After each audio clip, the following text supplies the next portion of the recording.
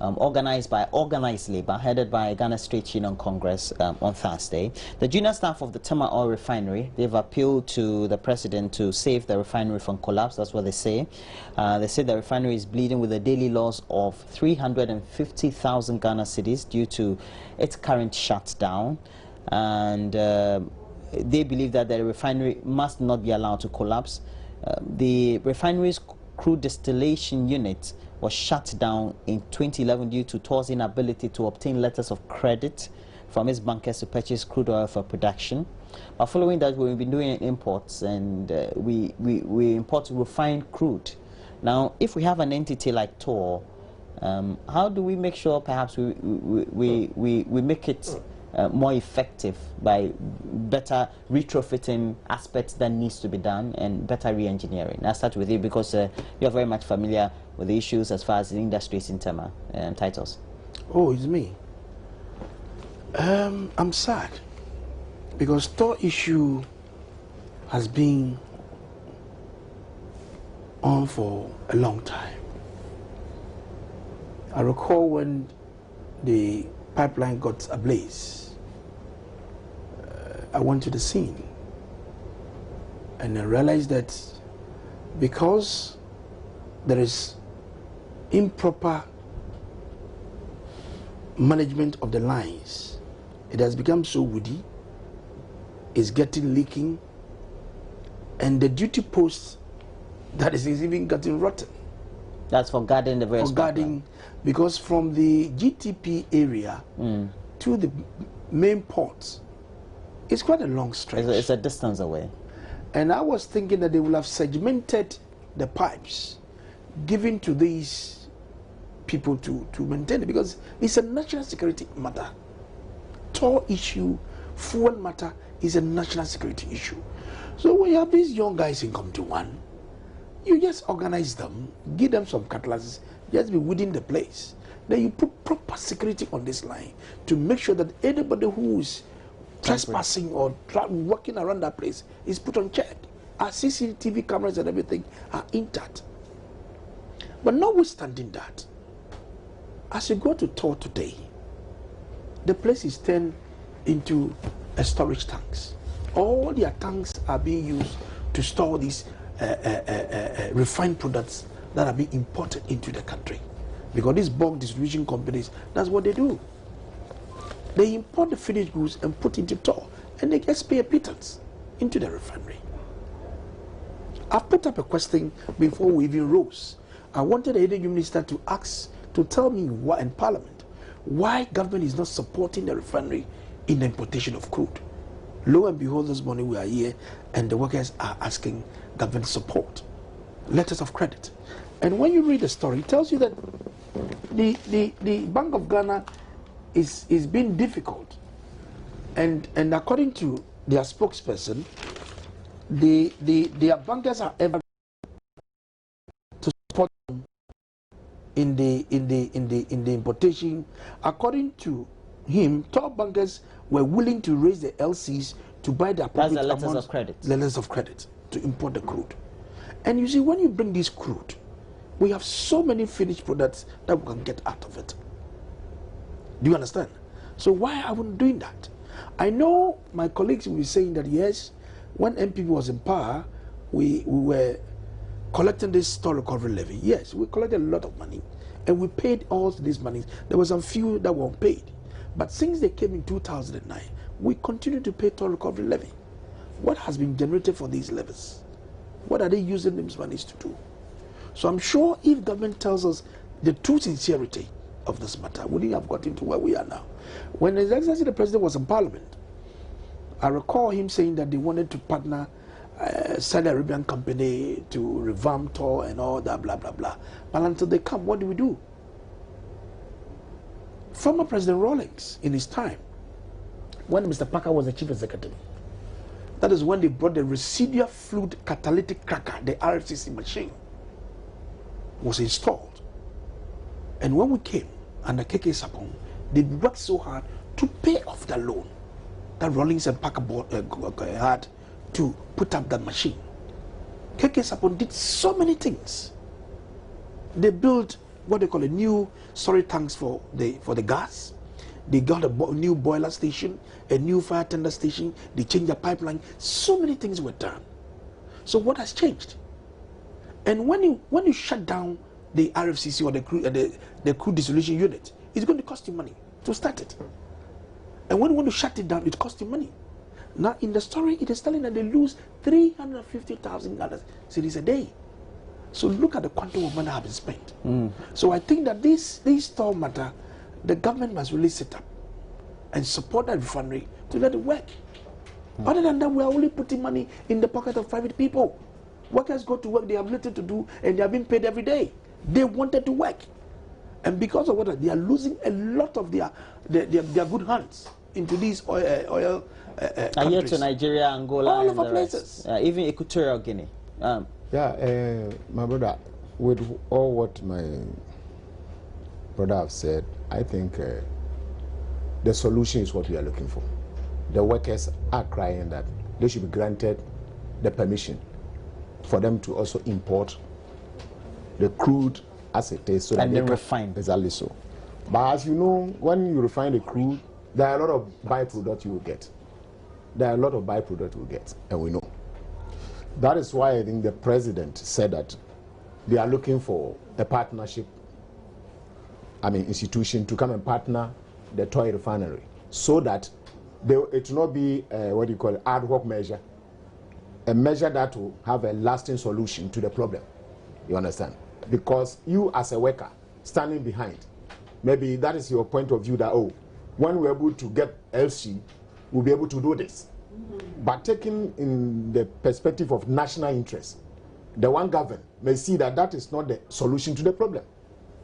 So all what I would suggest to the workers that it's not a matter of going on demonstration. It's a matter of meeting the president or meeting the minister concerned and put their problem before him that, Massa, you said this is what is going to happen. We have waited for a long while. Things are not happening. So what is there? You understand? So when the minister or whoever represents the government insofar as this toll business is concerned is there, then they tell you what is in the kitty or what is in the pipeline. Then when you get to know it, then you can have a stand to say that, this is the way forward. I think it will be the best interest of the nation. You understand? Because as you are employed there, the whole establishment belongs to the state, and the state is being managed by somebody else. You understand? So I think we should not manage the situation in a manner that at the end of the day, even the partners that they are going to talk to them, they say, hey, where am I going? The place I'm going is on fire. You see, at times there are certain situations that scares investors. You see, there are so many ways you can manage issues than always going public. You understand? At times, issues that you go public will not be in interest. Because I remember when I was in Parliament, then there was a minister, I don't want to mention the name, and I put a question to him. And he saw that question was embarrassment. So he called me, he sent somebody to call me. That time, it was MPP that was in power. And you were in opposition. I am telling you, he called me, he said, George, embarrassing me in public won't solve the problem. I beg you, don't ask this question. You leave it. See me in the office the next day. When I went there, they put all the measures. And even they brought the man concerned to Parliament and we met him. And later, we had what we want at my constituency. You understand? So, in the interest of corporate governance and in the interest of Mother Ghana, not all things that we use agitation to take it. If only we believe in our nation, because this nation belongs to all of us. Parties will come, parties will go, but Ghana will still remain Ghana. Definitely. Ghana will still remain Ghana. But you see, collectiveness can lead to success, but individualism will ditch this nation. But then it means that I've heard the finance minister say before, or is it the minister of energy, say before, we need a certain amount of money to also do some level of retrofitting on what needs to be done. And as far as they're concerned, they believe that the new structure of having a management structure that can also attract some level of investment to do revamping is a crucial thing to do. Do you think that's a way to go? Well, you see, that, I said earlier on that though the institution tall is an asset of the nation and it belongs to all of us, you understand? But there's somebody managing it. And that person has employed you to be there and work and collect pay. You understand? So as you are bringing your proposal to him, in a larger picture, which will be a lasting solution, not ad hoc measure, he may see that your approach will not solve the problem. It will rather bring another problem. Because if what he said is something to go by, then when you get the LC, you haven't got money to do that expansion with the retrofit machine that they are talking about. So where do you stand? In a short time, you come back to him and say, oh, my brother, we need this, we need this. But if you have taken pain to go through all the segments in order to reach the final destination, that will give a glorious investment where everybody will be part and everybody will be interested. I'm not sure the finance minister has the food facts of what is happening in the refinery. No, he has. You can't say that. He's the finance minister. That is the thing. Listen to me. Listen to me. He's the finance The best minister. people to give you I don't is think the that'll be workers and the management at the refinery. They are there. Well, the thing is they need money. You see, the finance minister is talking in terms of the long-term investment arrangement of the refinery. All they did now is crude. Help us to raise the LC to get our crude, refine it. And based on the production, we can make some money to support government. So you feel the situation could have been better managed? Absolutely. As far Why as is KK Sapon doing better than now? Why? Why was it in that time all these problems were not there? I think that we need to look at this matter holistically. They are looking at the long-term investment of bringing a partner to come and support tomorrow. I have no problem about that. But in the immediate term, what they are asking is that please, for God's sake, Bank of Ghana, please help us, or the finance ministry, assist us, and the bankers are ready to give you the LC. Of course, because the plant has been idle for some time, when you start production, the possibility of setting defects in certain areas, they are normal. You fix them. Because of the shutdowns. Absolutely. For the period. So let's go into the production. We'll make some liquid and we'll see how best government can also top up with us. So we should stay how we are now for people to import finished products and keep in the refinery. How long has TOR been closed down? Since 2009? You heard it saying that since 2011, the crude distillation unit has not been producing. 2011. The former president, may he so rest in peace, he went into the refinery. He met the workers. And he told them that he's going to do everything humanly possible to support the refinery. You mean Professor Mills?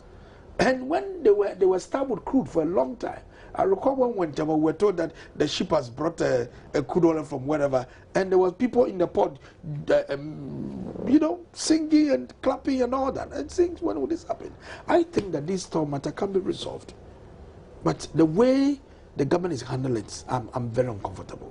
Honestly, I'm okay. Well, one thing too many people are uncomfortable about, especially with the close down of industries in Tema, we're told, following a demonstration that was organized by the Tema District Council of Labour and the Labour unionized in Tema. That was the ICU. Okay, that over 4,000 people will be retrenched or have started. The company have started the process of retrenching over 4,000 workers within the refinery. Many of the in the Tema industrial enclave, and many of the companies that have even folded up. Some are even in the process of folding up. It doesn't paint a very good picture of our industrial base. When on one hand, government is touting that it wants to beef up industry in Ghana. At the same time, we have the various variables in the economy not making it conducive for the industries to thrive. You see, my brother, when you talk about industrialization, then some of us are half-breeds. Because the woes of this country is due to the fact that we don't transform our material that we produce in this country to a finished product. You understand? And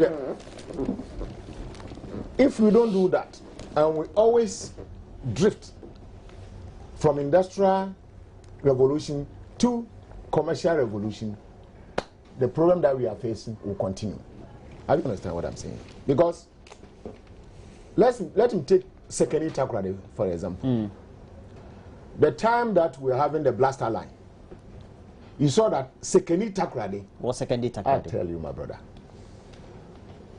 When the railways went at its highest peak, you saw that there was life in Sekeni Takrade. Now Sekeni Takrade is becoming or redeeming its past glory, the coming into being of this oil. That's why now people are drifting Sekeni Takrade and all these things. You understand? And all this fact is based on our economic structure. Because your economic base influences the superstructure.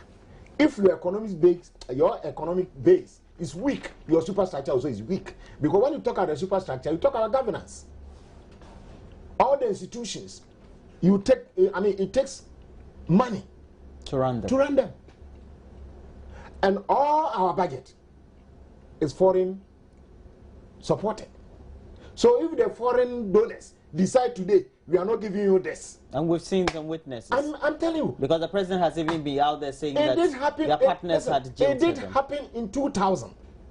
And it did happen in 2008. And it's happening now. So are we not learning a lesson from it? What should we be doing? Master. We can only come out of this by creating the industrial base where we can transform our finished good and export. That will all help us to be able to get. So we have to go to the basics. Have to go to the basics. You see, that is why I like Mugabe. He went Mugabe way, though he told them that they should go away with their money. But also it depends the people you are leading. You see, we have reached a stage here. We Ghanaians must come together and see that this is our problem. And we should help whoever is leading to solve the problem. But at times you will see that somebody will sit aloof and they start comparing. When I was there, I was doing this. You were doing this. It doesn't solve problem. A good father will not stand and throw his hand in our. You are saying that because Ghanaians don't support the current government, that's why the government is not succeeding. I am not because of the government's own, some of its own inactions. I'm coming. Let him come. No, it's because of what you said. No, so let him come clear so that you don't impute anything that. I'm not imputing. I'm asking questions. So yes, that's what I want you to be clear. I'm saying that standing aside and accuse who is governing will not solve the problem. Well, you're supposed to be at the helm of affairs because it is perceived that you have the answer to the difficulties confronting a certain structure or scenario. And so you're brought in to be the panacea to the difficulties. If you're not, you're booted out. Let him That's tell plain language. Let him tell you something. Let me use you yourself. Please use me. As an example here. You were with, what do you call it? TV3. You were working there. Then you were brought here. Well. No, I'm saying you came here to work. You understand?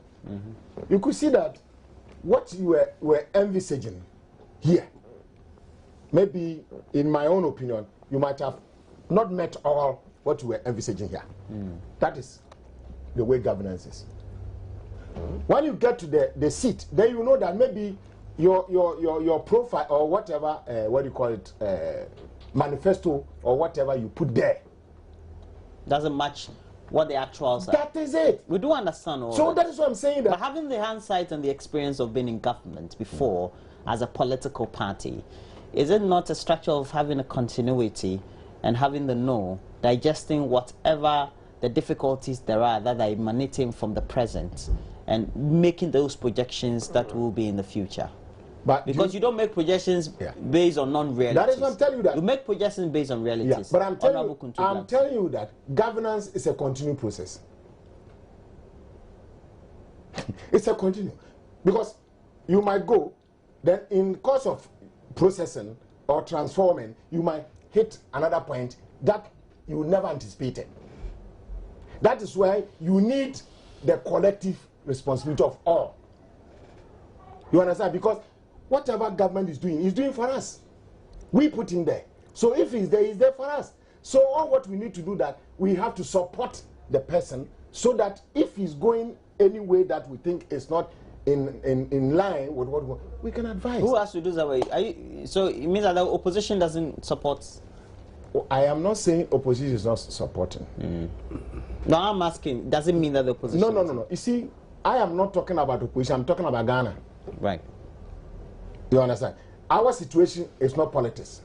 Our situation is corporate Ghana we should think about. How best we can transform corporate Ghana. And it's the concern of all. Okay. Now we've come to the point where the workers in the various companies, in the various industrial enclaves are worried.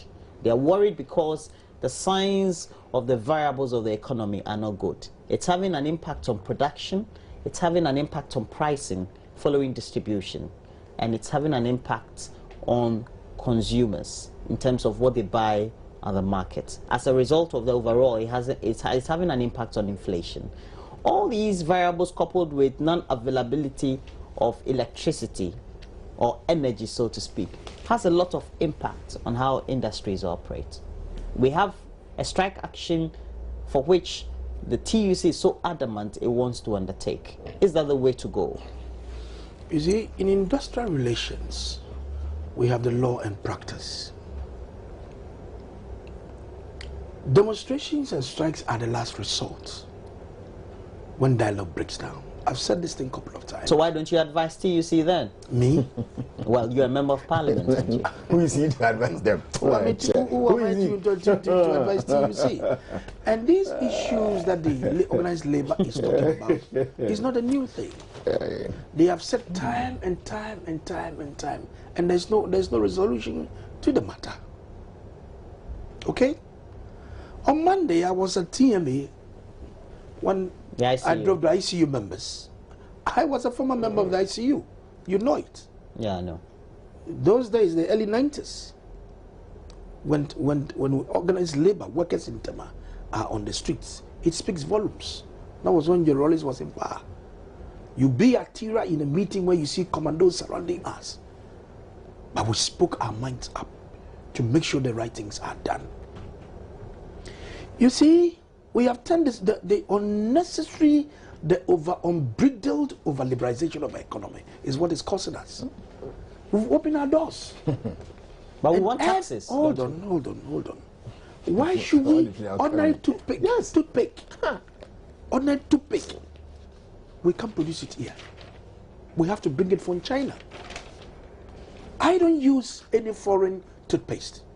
I use liver Pepsodent. I use Unilever, what they call Guardian soap, because if I use these products, I get money in this country, workers are retained in Unilever, and it goes around. You see, our propensity and taste for foreign goods is also causing us so much. As a people. And we begin to change this our taste for exotic food and all that. It's going to help us.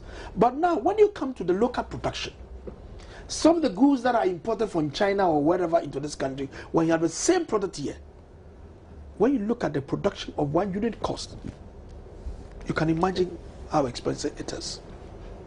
Ordinary flake, Charlie Watty, we can produce a simple here.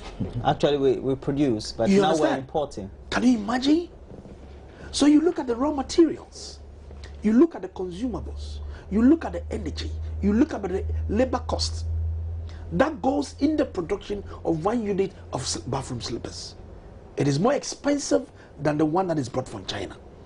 The Chinese government, because their factors of production are very low. And the Chinese government is supporting those companies who are exporting from China into Ghana. They have a big support for these people, and for that matter, they make their work so simple and their turnovers are so fast and they make good money. But here, what is happening?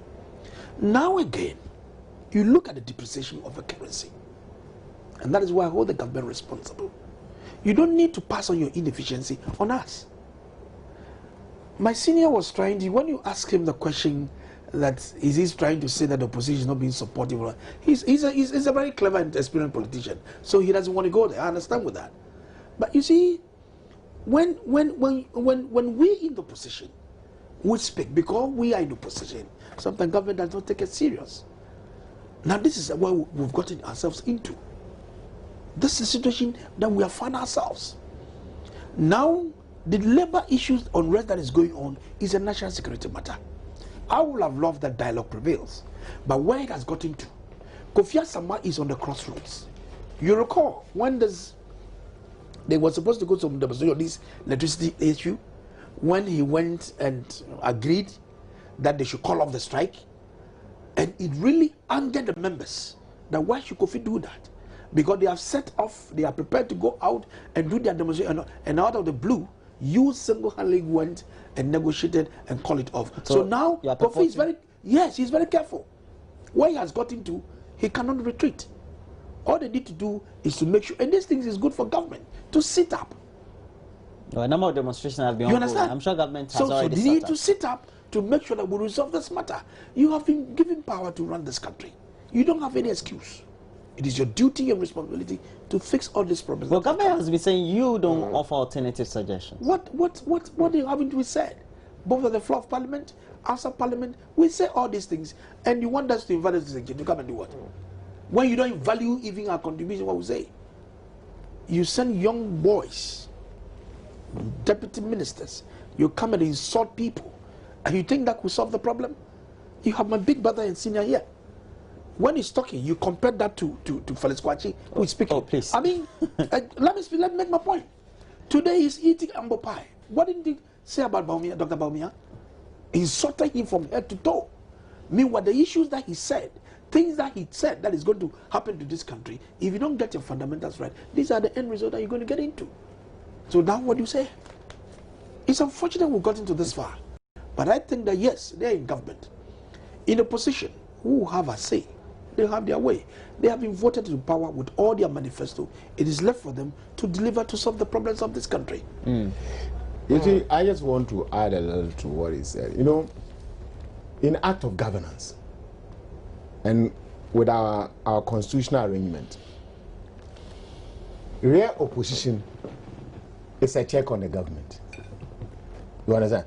Once, whether you are from CPP, whether you are from MPP, when you are voted, you are part of the government. But you serve as a check, because of check and balances. That is why we have opposition. Because you are there. So they are part of government. Exactly so. But because you have. So they are part. They are part because you are there. You are there to make sure that you offer alternatives to suggestions to the government to run the machinery for the benefit of the people who voted for you. But you saw again, you don't take it. What do you? No, let me finish, my brother. You see, I personally, at times, I don't like when we start comparing. Let's see what we can do. But a politician, that's what you do. No. But compare. In advanced, no. In advanced countries, when you go there, you see a real politician talking. He will tell you what he can do, not what somebody have done and left. Because if the person was able to do it well, will he be voted out? Well, now we're told that you don't have, perhaps you don't have the human resources to manage your mandate. Is that what? Human resources. NDC, we have 1,001. Human resources, we have them. But you know, every situation has its challenges. So when the one driving this, the machine may see that this person at this point of time, he can run the government better, that doesn't mean that those there are not good materials. Or they are not competent. Their time will be up. That is why I'm not worried insofar as what you call administration services are concerned. Because when your time comes, you will be there. And now TUCs go on a strike. What do you think should be the action, or should have been the action? Well, this morning when I was monitoring the... Because they are intent on going. Yeah, no, when I monitored the situation, I heard the minister, and I love that gentleman. The Heron Idris, how he was... Oh, he's a new minister for... Yes, how he was managing the situation. Yes, how he's managing the situation. I respect him for his cool head, the way he managed the situation. And he said he met them, and democratically, strike, or what you call demonstrations are what you call something allowed in the country.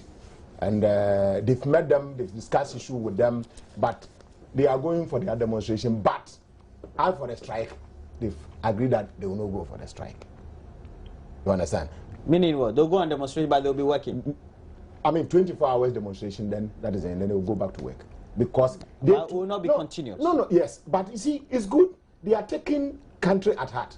Because anyone who is not concerned about this country's development, then the person is not a Ghanaian. Because no matter how the situation is. It's because the situation has we've come to a crunch where everybody is worried, feeling the pinch. Maza. We're all feeling the pinch, but aren't you? Somehow, even, what about those, okay, you are working, you are getting salary, but what about those who are not working? They too, they are feeling it. But they are there. But I know every situation has its time. That is why when you have a manufacturing date, you have an expiring date. Everything will expire.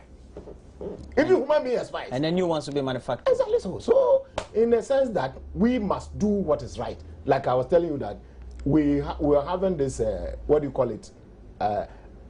Like we are importing more than what we have to, what do you call, transform them into finished product for export to get more money. Because when you export, you get more money. When you export a finished product that you have manufactured, you get more than importing somebody's finished good to your country. Well, we do understand on the economics of it, because you have to undertake a level of investment, let's say, as far as the accruals are concerned, over a period, will take you a lot more money, just in plain language. There's always the temptation that perhaps you don't do the needed investment and then you liberalize and get a lot more revenues from the importations. My brother, it's not always the case. And I think that's what has caught up on us. That is it. It's not always the case. So, you see, when you are industrialized country, your advancement is faster than when you are commercialized country. Look, go through the whole Accra. Every house is now turned to a store, or warehouse. It's true. Actually, the whole country. Then our what do you call human resource that we are training, what are we going to use them for? They will become marketers. That's it. Now you could see a lot of graduates who are commercial agents. Even they are selling this in, what do you call it? This medicine. Yafu. You understand? So what do? That is why I'm saying the problem is not whoever is in government, but the problem is we Ghanaians. We must come together and know what we want and put it there, and the solution will be there.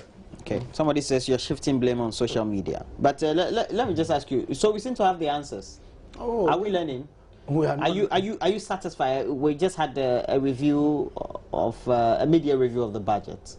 Now we've had a supplementary as well, approved, etc. Look, I was just. Do you like the signs that you see now? I'm not saying it's going to be worse, honestly. No. I'm not being a prophet. Predicting doom. I'm not being a prophet of doom, but the situation is getting worse to worse. You hear the finance minister and sometimes my colleagues on the other side saying that inflows from donor countries are not coming, and for that matter, it's also affecting our budgetary support. I hold in my hand today's daily guide, and one Dr. John Kwachi was saying that yes, these things are not coming because some of the donors are uncomfortable about the financial indiscipline of government. Because if they are taking their taxes from their country and dole it out to you, and monies that you could, this is more of internal, that you could look at it to do it. I mean, no government wants to sit down and give his money. For example, he said, Dr. Kwachi said, until more serious measures were taken by government to address fiscal discipline such as payment of dodgy claims of Suba, the Jida, and the Sada saga, donors will refuse to release funds to support economy. They are sitting there. They have embassies in this country, and they are seeing what we are doing. You think they will find it easy and just dole out money to you? No. So sometimes some of the problems are self-inflicted. Self-inflicted. So if they are not giving you all these monies, I mean, how do you go and blame them that they're not giving you the money? So I think that yes, we need to come together as a country to resolve our problem. But those who have been given the responsibility to solve the problem, they must lead the way. They need to show us good example so that we can also follow them to resolve the problems. So until that is done, I'm afraid it will be very difficult for us to have that sort of support that we're talking about. Because you are leading the way. Give us the leadership, and all of us will follow you to make sure the country succeed. So until that is not done, I find it very difficult and challenging, honestly. The TUC strike is on tomorrow. Yeah. That's what we're told. The leadership of the TUC says it doesn't care whether the police claim they don't have the needed security for a countrywide strike or not. Now, what do we need to do to make sure we don't slide back into a situation where the TUC after a month or two would want to go back onto the streets? You see, we don't live in a lawless country. And the police are always there to partner us. Demonstrations are part of our constitutional arrangement. So therefore, if you are going on demonstration and you notify the police, it is their duty to give you that protection. Because for all you know, there will be somebody hiding in the corner who will be livid about the demonstration that is going on. He may decide to throw in a stone, throw in a stick, or do something untoward. That is what the police want to prevent. Sometimes people will turn themselves into looters. Traders are selling their wares alongside the streets where these demonstrations are being done. So some of these things, we need to sit down with the police to arrange to make sure that at the end of the demonstration, everything goes on well. But when you look at the numbers, the police, in terms of numbers, they can't match the demonstrators. That is why you could see that it's going to have a heavy toll on the police if they want to do that. That is why they want to appeal to tell the organized labor that please, we would love to support, but if you look at this arrangement too, it is all be in the interest of the country, which is fair and proper. But as at now, where the situation is now, I heard them say, no, that's what some of them are saying. But I think that too wrong does not make right. Yes, they have a good cause.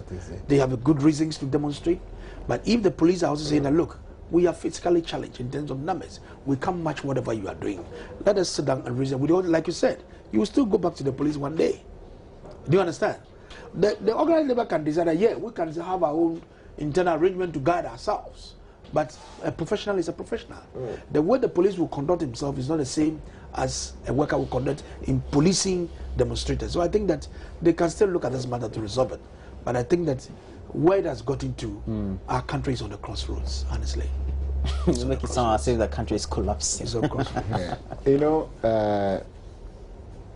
I want to see it in a different tangent, that demonstrations are right of workers too, or individual in the country when something is bothering him, and maybe they've resolved through dialogue and things are not finding their levels. To vent your anger is the way they go, like demonstration. But notwithstanding, like he said, we are not living in a lawlessness country. We are under law. But even in demonstration, what you have to do is that you have to notify the police. Well, they have. They've notified him. Whether they come or not, they've already notified them. But it's their responsibility to protect the citizenry. you see the whole issue, how it is. So it's a left and right situation. It's a left and right situation, and you cannot run away from it. According to the Constitution, Public Order Act, you have to notify the police. And they have. They have. But whether the police can give you the protection or not, unless it's also critical. Yes, unless the demonstrators go haywire or do things not according to the law, then the law will take care of you. You understand? You have the right. By your right, and at where somebody's also liberty also starts. You understand? So it's a situation we should all try to manage it. But I believe that there's better days ahead. There are better days ahead. There are better days ahead. There are better days ahead. You see, I mean, we should always consider Ghana first, no matter how the situation is. I mean, my brother, in your own family, when things are hard, you will not say you are going to kill all your children for you to survive.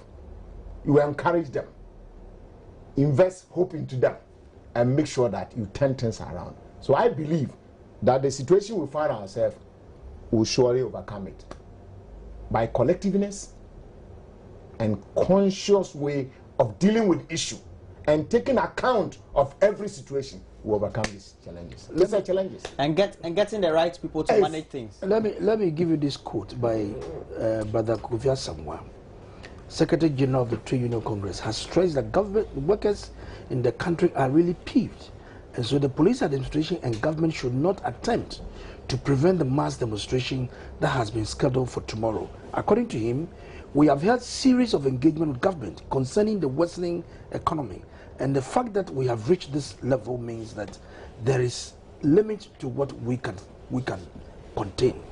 He said a national demonstration is to express our displeasure, frustration against policymakers whose inimical economic measures has worsened the plight of the ordinary Ghanaian on courts. So you see what they've reached into. Because there have been so many interactions, so many engagements, and the situation is still as it is. Allow them to pour their hearts out and let government know that indeed, this is what we are doing. And if it's left for government, I think government knows. Government has taken a number of initiatives and steps. Like what? And you could see that the minister made them. It's a step because the government works through his minister responsible for labor, and he has done that. And now, in fact, like I said, the word he came out with this morning, it was assuring. Remember the railway workers, government has been able to have dialogue with them, and now they are cool. And I hope, like that is why I'm saying that with proper management of the issue, we shall say it. So now we're told that, for example, in the mining sector, about 3,000 workers have been laid off. Indeed, I have a costmate who also has been laid off as well. He's been paid something, of course, but for I think for the last year or so, or the better part of the last 3 quarters, he's not been working. How difficult a situation is it now that the Minerals Commission even now wants to be promoting local concessions, so that there could be perhaps some investment in those areas by local people to do some surface mining activities, etc.? It boils down to what we said earlier on. We need to industrialize. But whether we like it or not, that is the ultimate. Our own.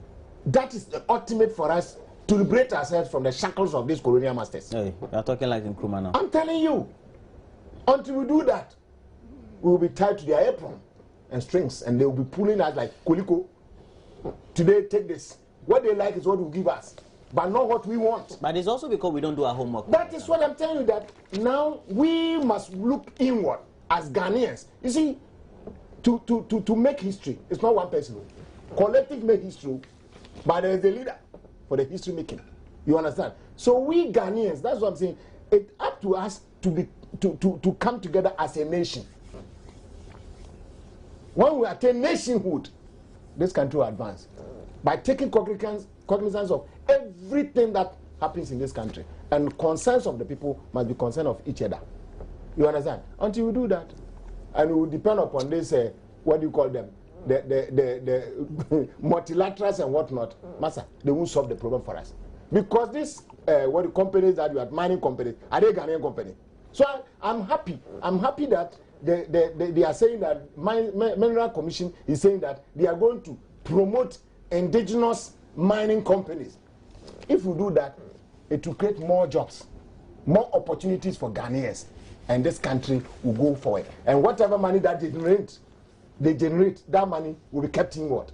But they will generate all the funds, use us. When they use us and take the profit, they just reparate all the forces to their country. Then Ghana become the same as it is.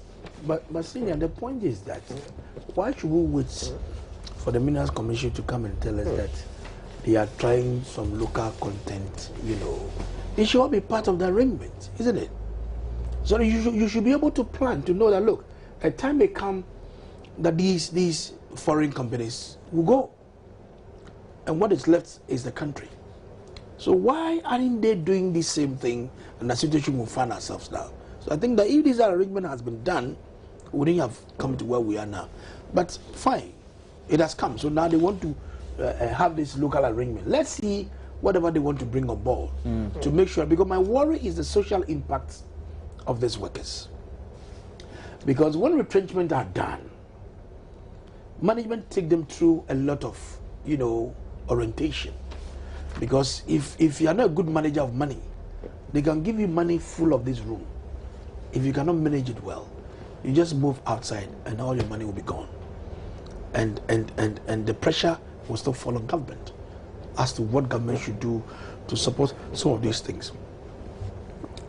A few months ago, we heard about Obasi Mines going to lay off workers. The minister and all those who matter, the Ghana mine workers, were all so worried if this thing should happen, what is going to happen into the economy, both the local economy and the nation at large.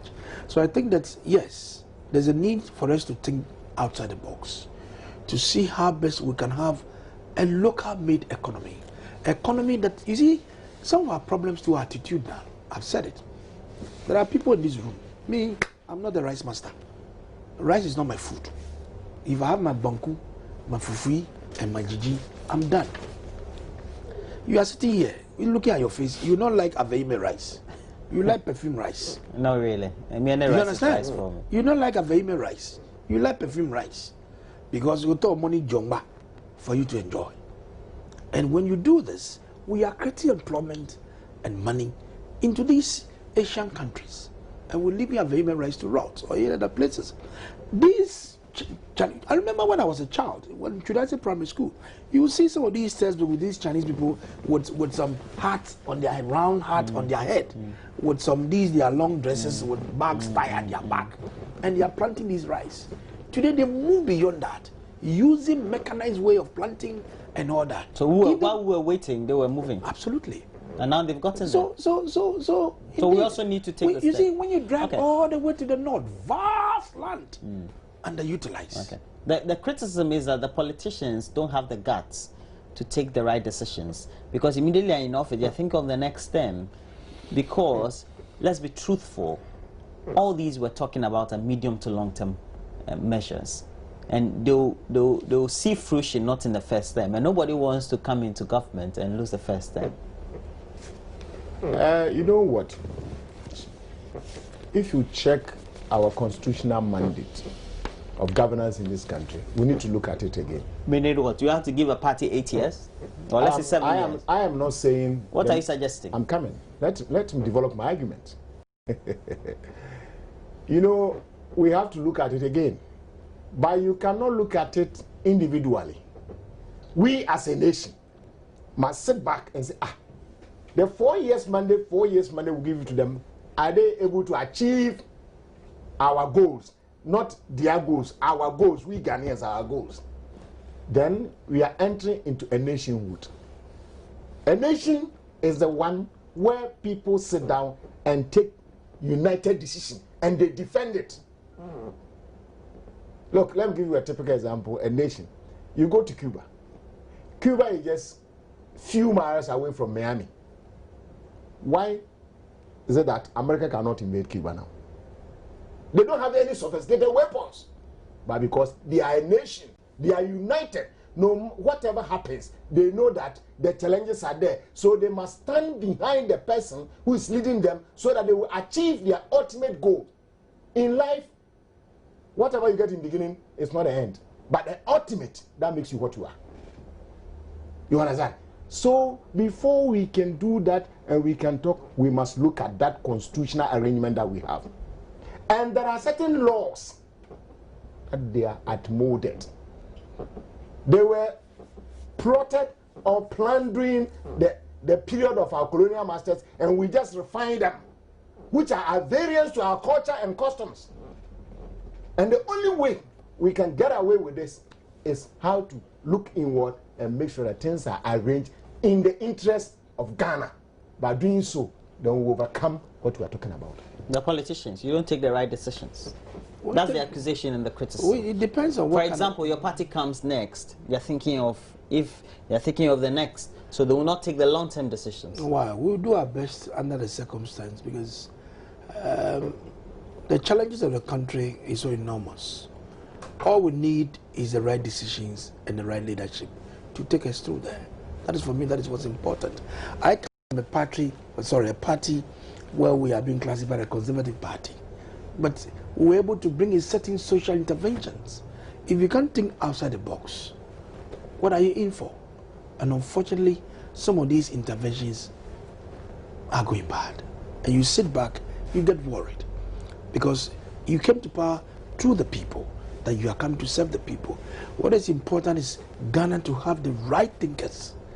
We talk too much as a country, and we need to have bold leaders that will take the decisions that will enable us all to support them, to let us succeed. And for me, that is what we can think. But what is going on, I'm afraid. Okay. You're not joining demonstrators, are you? You're not unionized. I'm not anymore, but I would love to, because once a teacher, always a teacher. I don't think you'll be fair to the entire to your membership. Well, because I'm a member of parliament, I should not be found I can demonstrate within my level as a member of parliament or within my party. Right. But if workers are doing, the workers who have NDC and MPP, they all go and demonstrate, But for me, I cannot be part of the demonstration. I'd love to be there, but under circumstances, you are restricted. I'm restricted. Thank you very much. And Titus Glover, that is Ni Titus Glover. Ni Kwate, Daniel Ni Kwate, Daniel Ni Kwate, Titus Glover. How many names are those? Five names. Well, he's the member of parliament for Tema East, and thank you very much for joining us. He's also a member of the MPP as well. And this has been a long while. I met my senior. Oh, yeah, Judge Kuntu Blankson, a former member of parliament for Infantiman East. Your constituency has been reconstituted. Yeah, it's now a Kumfi constituency. All right. So we hope to see you again sometime. Thanks for joining us this morning. It's been AM Talk. We have a lot more for you on the show. Just stay on.